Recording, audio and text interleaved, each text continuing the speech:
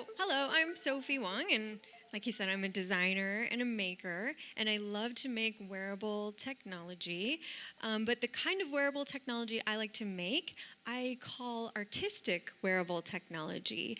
And I sort of make that distinction because I know when I say wearable technology, a lot of people think of consumer wearable technology like smartwatches and working VR headsets. And I don't really make work like that. I make work like this. I like to put LEDs into costumes and fashion pieces in creative ways to sort of imagine maybe what the future might look like. I like to use technology as a creative tool in my process. So I do a lot of digital fabrication techniques. Like I use my 3D printer and I use my laser cutter a lot. And I like to incorporate technology into the finished pieces as well. So I put a lot of lights into things because that's a very visually expressive use of technology. It looks great in photography and video. And sometimes I do incorporate like a functional aspect to that technology. So this is a skirt that has lights in it, but there's also a temperature sensor in there, so the lights will change color according to the ambient temperature.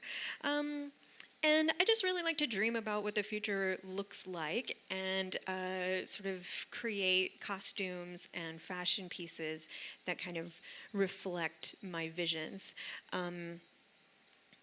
And recently, I've been working a lot with 3D printing on fabric, which is a really cool technique. And if you were at Supercon the last time it was in person in 2019, I actually had this jacket with me. So it's an LED jacket, and all of those hexagons on the back of it are 3D printed directly onto fabric. So here's sort of a closer look at those diffuser panels. They're just PLA printed directly onto mesh fabric. And this is a super cool technique that I just really got into when I found out about it. And so another project that I had with me last time was this 3D printed dress. So this is an entire dress made with this 3D printing on fabric technique. And it was in progress when I was here last time, and I actually did complete it. So I want to talk to you about how I finished this dress, and then I'm really excited to show you what I've done after that and where I want to go next. But first, let me back up and just explain this technique of 3D printing on fabric, because it's a really cool technique if you've never seen it before or heard of it before. It's also not a technique that I invented by any means. There were a lot of other people in the maker community working with this technique and sharing their process, and that's how I learned about it. And in fact, the person I learned about it from is here today, is David Shorey. And if you want to learn more about this technique, which I guarantee you will want to, you should definitely look up his work because it's amazing. And that's where I found out about it. So here's how it works. You need to start with a model like this, which is it's a 3D model where all of these hexagonal shapes are individual bodies, so they're disconnected and they're not touching each other. And you take that to your 3D printer and you start printing your model.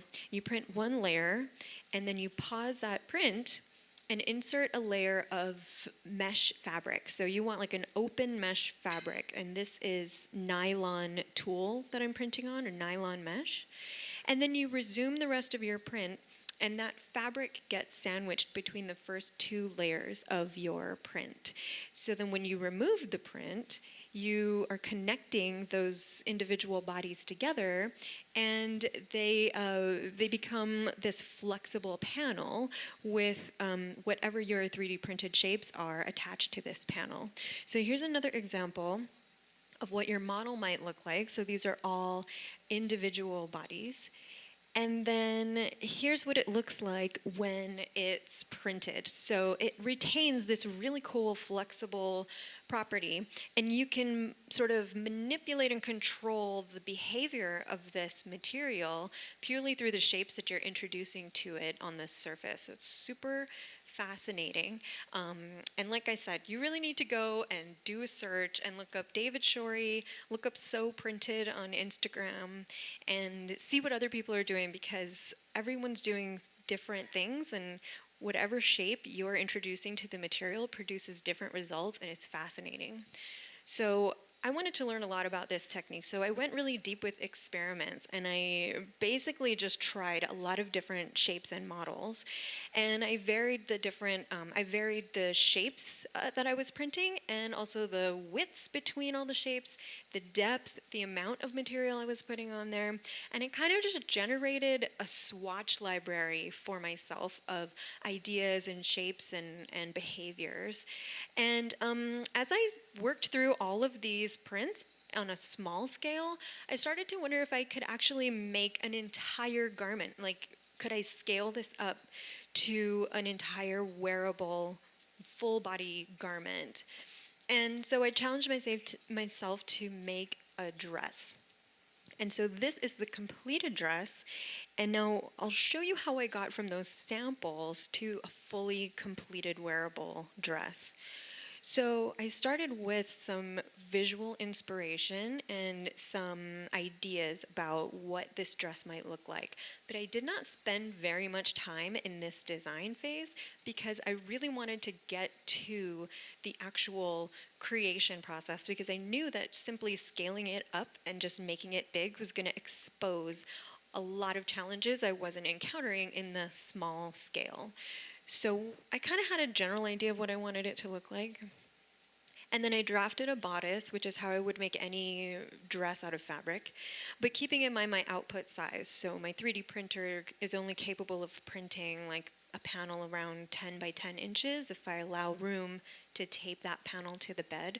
So I had to compose the whole dress out of pieces that were small enough to come out of my 3D printer. And I used that swatch sample library that I had generated to select patterns and shapes that would lend themselves to my design. And then when I knew what I wanted to make, I cut up my mock-up. I literally cut the muslin apart, scanned it into my computer, and then digitized it in Illustrator. And then I take those pattern pieces into Fusion 360 and 3D model my shapes. So I spent a lot of time in Fusion 360 figuring out how to model all of this. And I created like so many bodies that my file almost like exploded my computer. And so this is like a quarter of the designed file. And then here's what those pieces look like when they're printed out and just draped over my dress form. So I started generating these pieces, and I knew I had to figure out how I was going to attach these pieces together to create the dress. So I realized that I could actually use another tool. I could use my 3D pen to weld the pieces together on the back side. So I'm just overlapping the pieces on the front and then just welding them together on the back, so you get a really seamless join that retains the flexibility across that joint. And you can't tell where I've joined the pieces together because I'm kind of hiding it in plain sight in the surface design that I'm creating. So on the left side, this is my my lining layer. So I had to kind of deal with the fact that I was creating giant pieces of this 3D printed material. I was building up a lot of weight. It's like 3.5 spools of filament. And I also was creating like a giant walking snag hazard. It's like 5 million pokey points of plastic, and they all want to jab into your body when you're wearing this. So I had to keep it off of my skin. And then I also have to deal with the fact that this mesh that I'm printing on is transparent. So there's an opacity issue I have to deal with.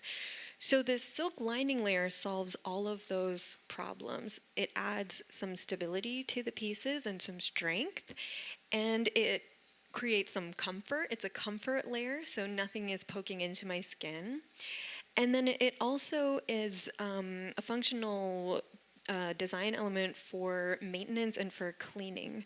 So I created this 3D printed shell in an entire piece. It's actually two pieces because I kept the top and the bottom separate, but they can be completely removed from this lining layer so that when I need to do, if I need to clean it, if I need to launder it, I can remove it and just launder the part that is touching my skin and do any maintenance I need to do to this 3D printed portion and then reassemble it back together. I also had to figure out how to put a zipper into this thing, which, wait for it, totally worked. Thank you. Yeah, I'll accept that applause because I had to do that many times to get that actually to line up and work. But that's just hand sewing an invisible zipper into a dress. And then on this side, this is just kind of a nerdy detail for my sewing friends out there. I didn't catch the seam allowances of the 3D printed layer in the seams of the lining layer, which is how you traditionally would connect two layers of a garment together. But I wanted to make sure that that 3D printed layer was separate so I could remove it without having to deconstruct the lining. So it drapes really well on the body, and people ask me what it feels like when you wear this, and it kind of feels like wearing like a heavy sequined gown or like chainmail, because it's rigid, but it also drapes extremely well, and the weight of it just makes it kind of hug to your body. So it's pretty neat. I mean, it feels a little bit like armor, but like if an evening dress was armor. So here's a look at some of the pieces that make up the skirt. And here's the skirt really getting assembled. So I'm making gigantic pieces of this material. And I'm doing a lot of those joins. So assembling it after printing it was actually more work and took more time than actually printing it. And so gosh, my dyslexia, this is so hard. On the left, it's almost complete, but you can see I left that join in the middle there. So in the complete dress on the right, you can still see that it's separated, and that's so that it could split up the weight of the garment. So the weight is not all hanging from the shoulders. The weight of the skirt is hanging from the waist, and the weight of the top is on the shoulders. So that just divides it up a little bit. So I got to the end, I finished this dress, and I was like, yes, that's cool, I finished this dress. But what do I do next? Like, what do I do with all of the stuff that I learned from doing this? And like, do I make another 3D printed dress? Which maybe like makes sense to normal people, but I just don't like to make the same thing twice. Like I hate doing that. And it also got to this point of finishing this dress during the pandemic when I was already kind of like creatively blocked, and I kind of didn't know what I wanted to do next with all of this information, because I looked at this dress and I thought like, this entire thing was an experiment and an exploration to see if I could do this. So it's just an exploration of a technique, and I feel successful. I feel like I completed it, but I wish that I had spent more time in the design phase. And how am I going to take what I've learned? Because I love this technique, but how am I going to take what I learned about this technique and apply it to projects in a way where the projects are about more than just how I made them? So, like I said, like the pandemic was sort of like an introspective time for me, and I had to like sit down and kind of organize my thoughts around design and making in general. So I thought long and hard about it, and I was like, I need to figure out how I'm gonna go beyond this technique. And I think it's because my background is in graphic design. I came up with a graphic to illustrate my personal design philosophy. And it starts out like this. It's like a triangle or a pyramid. And the first layer is tools. It's the widest layer because I love tools and I want to learn about all the tools that I can so I can use them when I need them. So tools, this is where I put like my 3D printer, my laser cutter, all the way to like a bandsaw or even a hammer. They're really powerful and they're force multipliers, but they don't do anything on their own. A tool by itself is just an inert object. Like a hammer is just an object. But if you take a hammer and you hammer a nail into a piece of wood, that's technique. So you need technique to make a tool really useful. So the next layer is technique. And I love techniques too. I want to learn a lot of techniques as well because I want to be able to use them. So techniques are really powerful. This is where I put 3D printing on fabric. This is how I use my 3D printer. And I love techniques, but I don't want to get stuck on this layer. So I want to go beyond it. So the next layer is concept. And concept is the core idea behind my project. So, I think my 3D printed dress was a great deep dive into tools and techniques, but now I want to go beyond. I want to take that and I want to apply it to telling a story or communicating a message or solving a problem. And in my design education, my design professors actually taught us to be sort of tool and technique agnostic, that, tools come and go, and so don't rely too heavily on a specific tool because you're always going to want to learn how to use new tools as they come out. Software is a perfect example of this. We're always going to be learning new software. And then technique as well. Like technique maybe lasts a little bit longer than a tool, but it becomes a trend eventually, and then it dies too. So you want to be able to absorb and use new techniques too. So don't focus too much on that either. The concept endures. So if you have a great idea or great concept, then it transcends the tools and techniques that you used to make your project. So my design professors were like, make concept the point of your work. And I agree with them a little bit. Like I do think concept's very important, and that if you can apply tools and techniques to concepts, that's what makes it really powerful. But I also don't think that concept is the end. I think there's something beyond concept, and that's impact. Because it doesn't matter if I have a great concept that makes sense to me. If my viewer doesn't get it, then that concept is useless. So true design success for me is when I can use tools, techniques, and apply them to concepts to achieve impact, so that I can put my project down in front of someone and they get it. They're like, oh, awesome, it's whatever my concept was. And I don't have to explain to them how I made it or how it works for them to understand why I think it's interesting.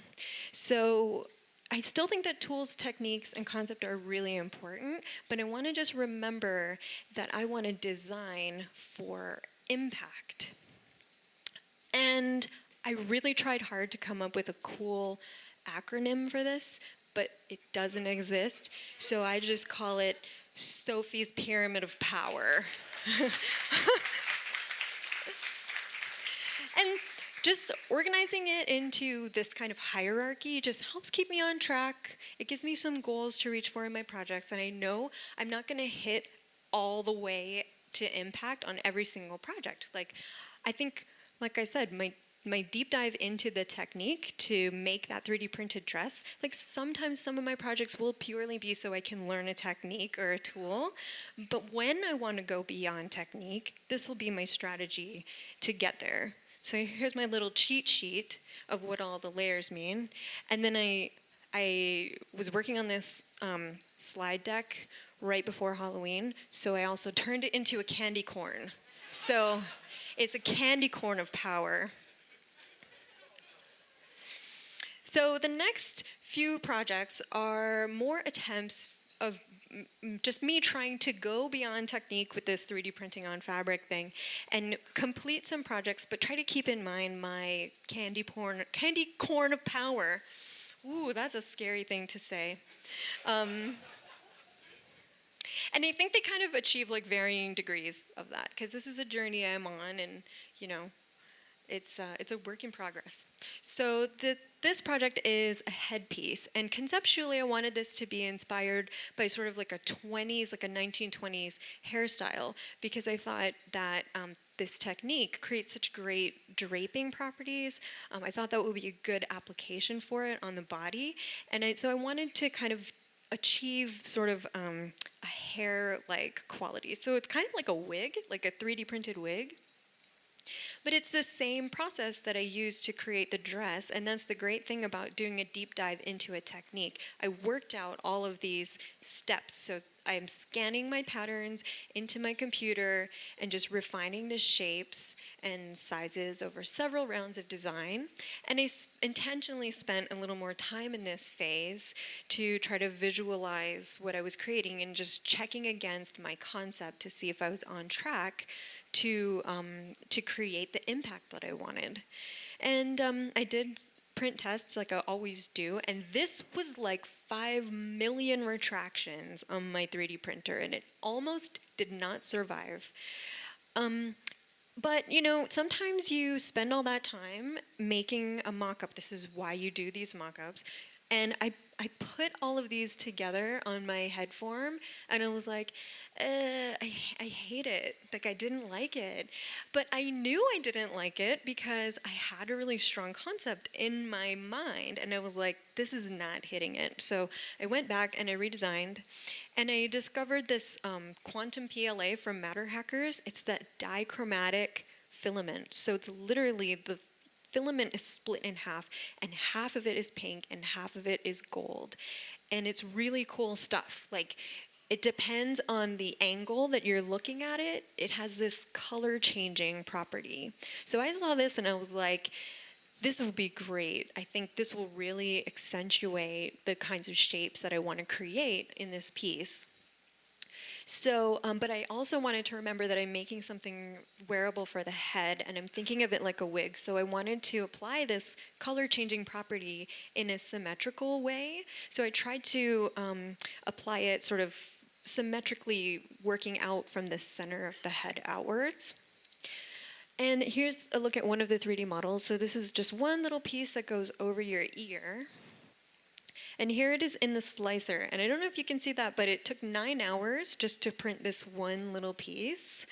And when it was done, you could see like that color changing property it's really cool. So, you know, this is a material. I would put materials on the same layer as tools. And this is all the pieces that make up the whole headpiece. So this was about 60 to 70 hours of printing. But everything prints flat because I'm designing everything flat. And then when I assemble it, it wraps around the head like that. And then I'm using the same technique of connecting all the pieces together with my 3D pen, keeping them separate from the lining layer underneath. And so on the right there, I'm just hand sewing it together. And here's the finished piece.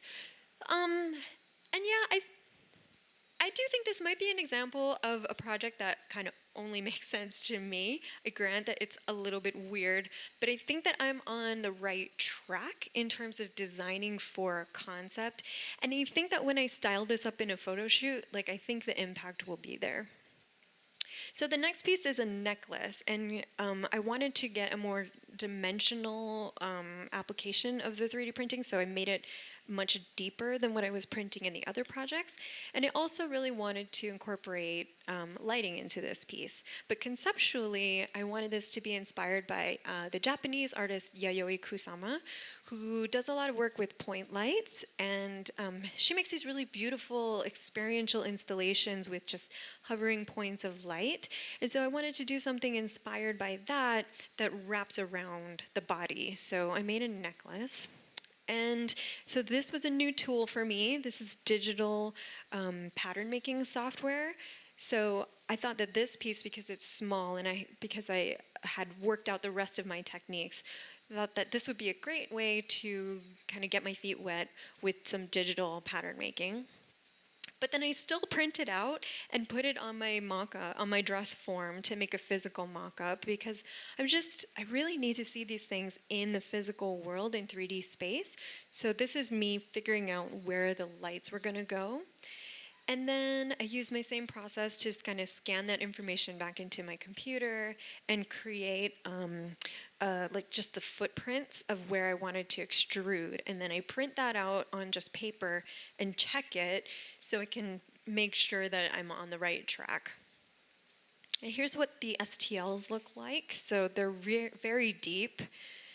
And this is the necklace in my slicer. So this I could print in one go. It takes up the entire bed of my 3D printer.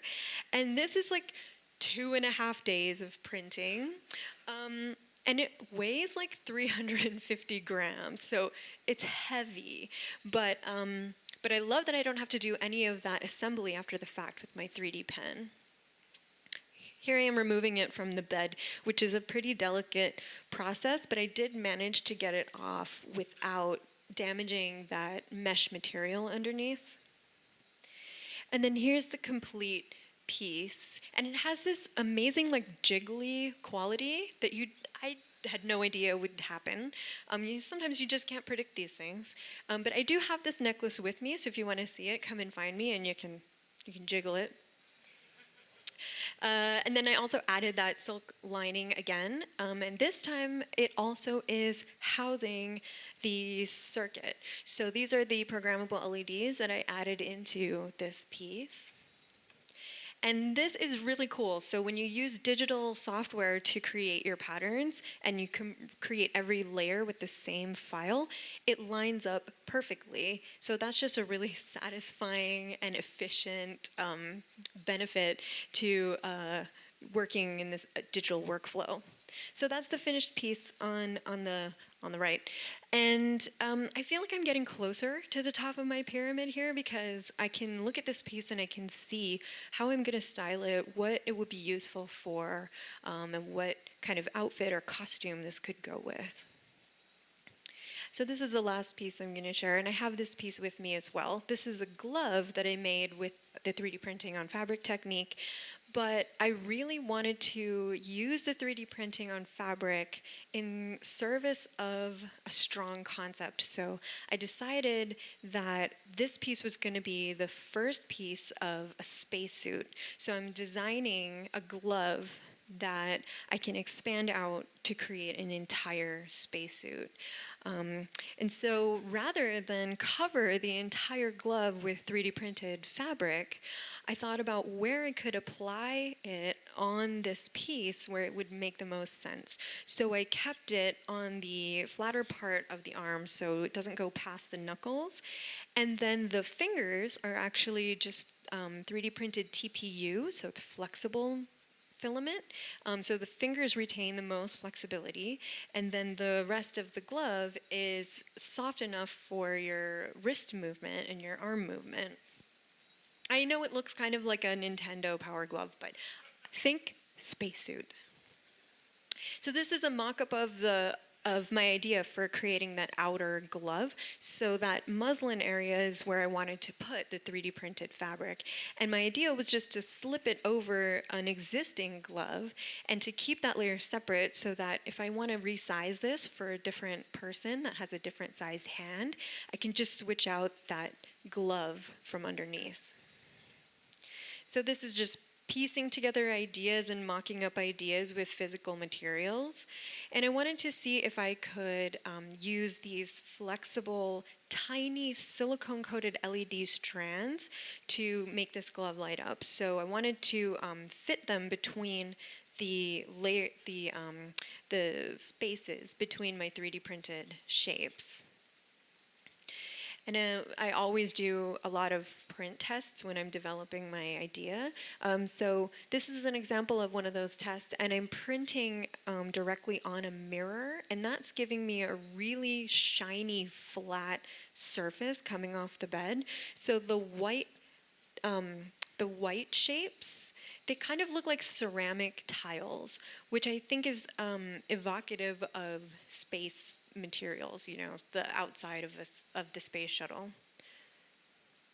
And then it's my usual workflow of going back and forth between the digital world and the physical world and kind of refining the shapes and doing several rounds of printing and drawing and scanning and then printing and drawing and scanning.